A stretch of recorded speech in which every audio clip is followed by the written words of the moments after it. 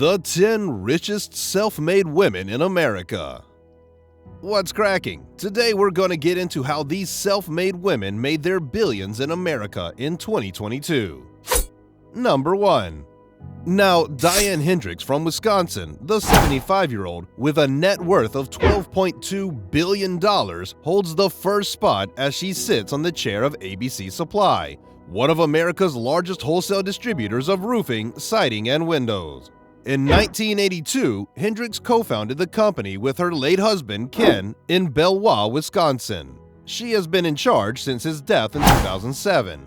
She oversaw ABC's two largest acquisitions, River Bradco in 2010 and building materials distributor L&W Supply in 2016. The company has nearly 800 branch locations and expects to earn nearly $15 billion in revenue in 2021. But with everything going on the world stage, she stooped down a couple steps down to $13 billion, but still held her title spot. Hendricks worked for a builder before meeting Ken, a roofer. She has spent millions of dollars on local economic development, rebuilding entire blocks in Belvoir and attracting a number of new businesses to the state. Number 2. With Dr. John Grist, Judy Faulkner from Wisconsin, the now 78-year-old with a net worth of $6.8 billion, is the co-founder of Human Services, the $3.8 billion 2021 sales company computing in 1979, not long after completing her master's degree. Beginning in a basement at 2020 University Avenue in Madison, Wisconsin, Human Services Computing eventually evolved into Epic Systems. Friends and relatives invested $70,000 to launch the business, but it has never received venture capital or private equity funding and is still privately held today. Faulkner takes great satisfaction in the fact that Epic is a local business. They have never acquired another business, and they have made it clear they won't ever go public. Number 3. Judy Love, the 84-year-old from Oklahoma, is worth $5.2 billion. In 1964, using a $5,000 loan from Tom's parents, Judy Love and her husband Tom launched their first gas station in Watonga, Oklahoma. She and her husband founded a company that would grow into Love's Travel Stops, which is now spread throughout 42 states and employs over 24,000 people. Up until 1975, when she went back to school, Judy maintained the books and managed the business with Tom. There are currently more than 590 Love's Travel Stops and country stores throughout 41 states, with an estimated $25.5 billion in annual sales. Judy works at Love's as their executive secretary and is a member of the Love Family Fund Board. 3 of the couple's 4 children work for Love, and her husband Tom serves as the company's chairman. Judy has served on the boards of 13 city-based nonprofits in the past, and she now serves on 7 more. She has received 31 different community distinctions, including the Most Powerful Woman in the City and the Oklahoma Women's Hall of Fame. She has co-chaired 24 fundraising initiatives for the community. Number 4. Meet Marian Ilitch. You've probably never heard her name before, but at 84 years old, she's the owner of a hockey team, the Detroit Red Wings, and a casino. Oh, and the Detroit Tigers baseball team also belongs to her family. So who is this lady, and how did she amass a $5.1 billion fortune that sets her above Oprah as the richest self-made woman? You probably have had your fair share of Marian Ilitch's pies, since she and her late husband Mike entered the pizza business. Due to the fact that Marian and Mike founded Little Caesars Pizza, the third most well-liked pizza chain in 2016, this is the case. Little Caesars is easily one of the most simple and best pizza spots, in my opinion. More than 4,500 stores of the popular pizza chain, which began in Garden City, Michigan in 1959, may be found both domestically and abroad. Marian actually called Mike Little Caesars, which was his nickname. Additionally, the duo moved from selling 49 pies on their first day to franchising the brand 3 years later with Marian in control of finances and Mike in charge of marketing.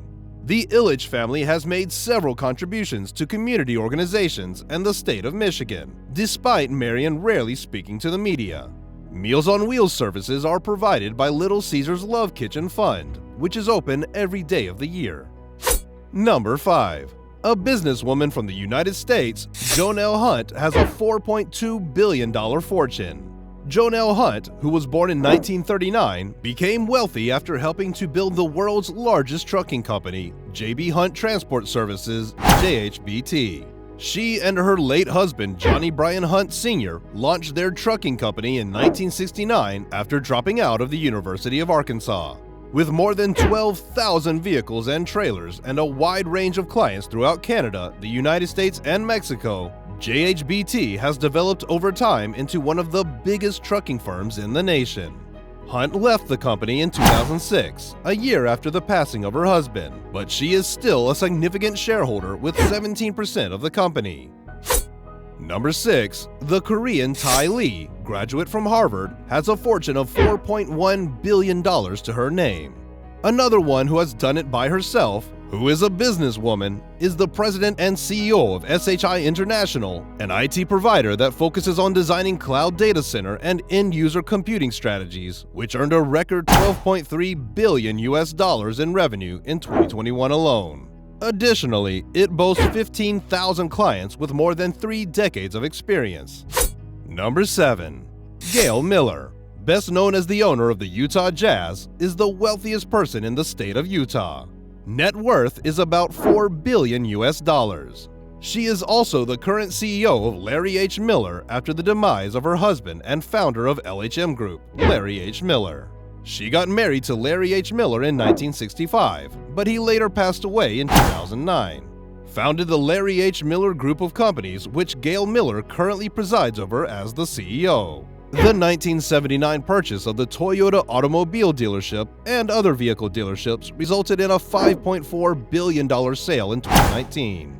The Advanced Healthcare, AHC, a business that deals with the provision of internal healthcare through a network of upscale nursing homes and hospices, is one of the businesses that LHM Group has purchased. Gail Miller and her late husband Larry, who died in 2009, grew a single Toyota dealership into an enterprise with 64 locations and projected 2020 revenues of $5.3 billion. In 1986, the Miller family paid $22 million for the Utah Jazz NBA club. On October 28, 2020, the family decided to sell it to Ryan Smith for $1.66 billion. Number 8. Linda Resnick, the 79-year-old, is the co-owner and vice chair of the wonderful company. She's worth an even $4 billion as well. Linda Resnick, a lifetime businesswoman and philanthropist known as the Palm Queen, along with her husband and business partner Stuart Resnick, have grown the wonderful company into a $1 billion powerhouse in the packaged fruit industry. The Wonderful Company, which reported $4.6 billion in annual branded retail sales in 2018, reaches more than half of all U.S. households each year and has more than 10,000 employees globally. But, just like everyone else on this list, she has managed to lose some change due to the world economy and the market. Number 9. Meg Whitman. The 65-year-old Meg Whitman, an Ivy League graduate who is brilliant, talented, and energetic, received multiple employment offers straight away. She was hired by Procter & Gamble in 1979 as a brand manager, primarily collaborating with the Noxzema skincare product team. She also held positions as president of StrideRite, president and CEO of Florist Transworld Delivery, executive director at Hasbro, and marketing vice president during her early career. A modest business called AuctionWeb was searching for a new manager in 1997 who could take the ambitious initiative to the next level. Whitman later acknowledged that she was unaware of the platform back then, which was little more than a collection of classified advertising. Number 10. From the eponymous talk shows that ran for a whopping 25 seasons to winning 47 daytime Emmys while producing countless iconic interview moments with the famous Tom Cruise on the couch scene, as well as making full-fledged stars out of Dr. Phil McGraw, Dr. Oz, and others. Oprah Winfrey is worth $2.6 billion, has her own magazine, which is now exclusively digital, her own TV network, and a lasting impact on society through her selections for the book club and favorite things. And, unlike so many celebrities these days, she has entirely built up her own fortune and has earned it like everyone else. Oprah was able to construct an empire despite having a terrible childhood and a disadvantaged upbringing. At the age of 19, Winfrey left college and started working at a CBS television station in Nashville, which marked the start of her broadcast career. And I'm out. See you guys in the next video. Until next time, I will see you guys when I see you guys. Peace.